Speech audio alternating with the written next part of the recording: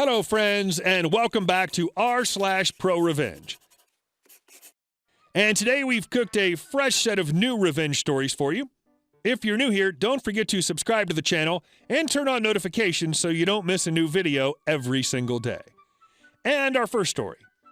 Boss harassed Puerto Rican employees and broke labor laws. Ended up getting deported. I worked at a fairly well-known restaurant in a small northern New England city as an assistant manager.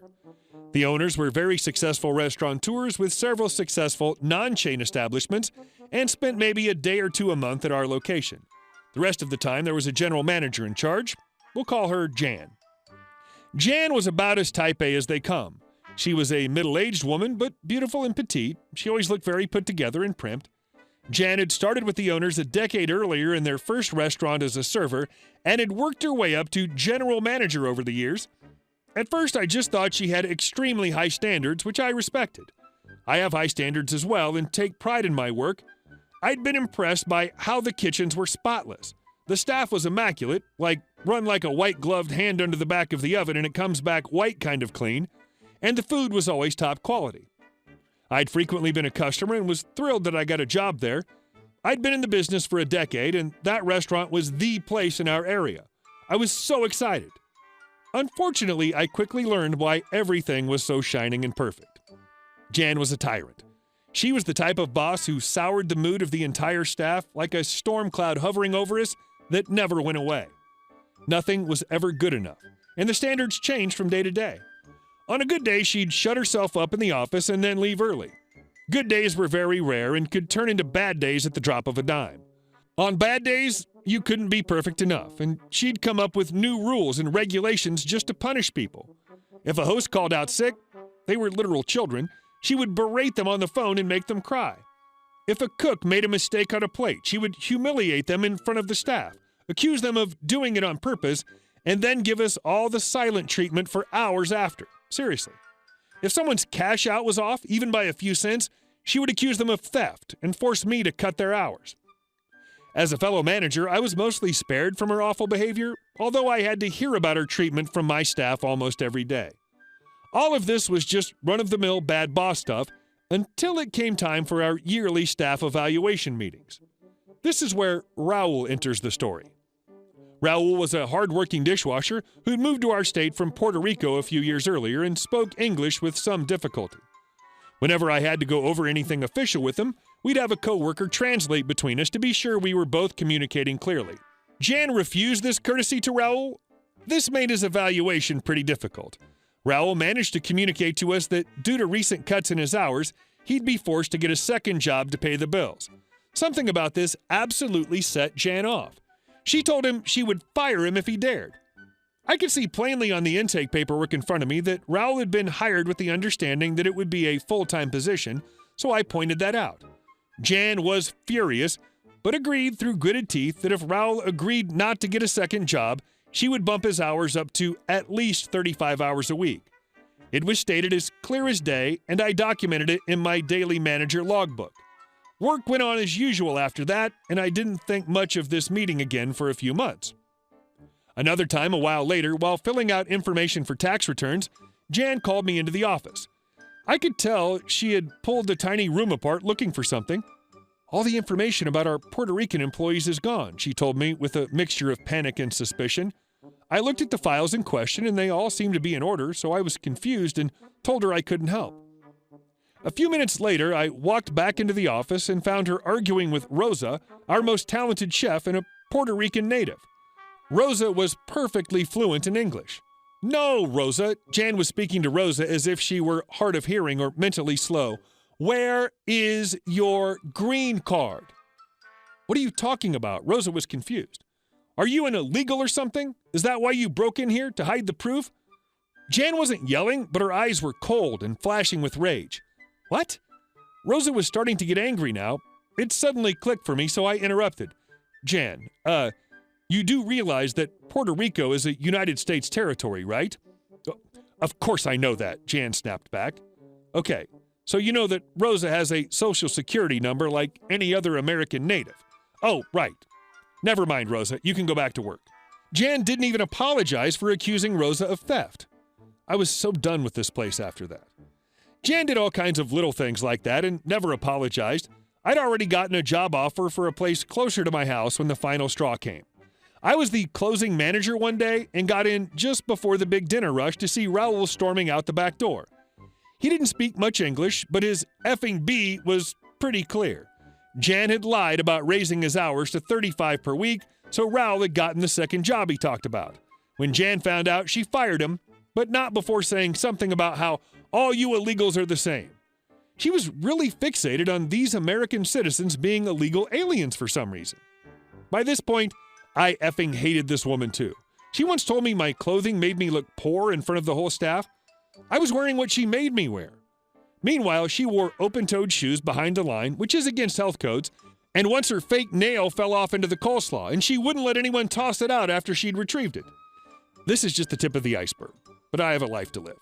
Since I knew I would be leaving soon anyway, I told Raul he should go after our boss for wrongful termination since I had documented proof with Jan's signature that he had been promised more hours and that Jan had broken the agreement, not Raul. The last time I saw Jan was on my way out of Raul's lawyer's office after giving a deposition about several labor laws she'd violated, at least the ones that I knew about. Apparently there were many others that she'd broken in front of other employees. She couldn't even look me in the eye. The best part? At my deposition, I learned that Jan was actually the one who was illegally in the country. Her green card had recently expired. She was Canadian. She ended up being sent back to Canada as a result of this case, and no one's heard from her since. Raul was granted 6 months of unemployment pay, plus the restaurant had to pay his legal fees. They closed that location not long after. Maybe they should hire their managers more carefully next time. The Puerto Rican employees must be saying, adios. And our second story. Bully a poor stranger, never get your car parked. I headed to a local chain auto parts store last night looking for a particular component for my wife's temperamental car. As my young daughter and I head inside, there was some D-bag guy, henceforth DBG, hanging out in front of the shop, standing next to a heavily modified car, obnoxiously loud spoiler, tons of stickers, enough bass pouring from it to damage nearby concrete. He was yelling over the music, lecturing some poor employee about the magic under his open hood. The employee looked desperate to get away.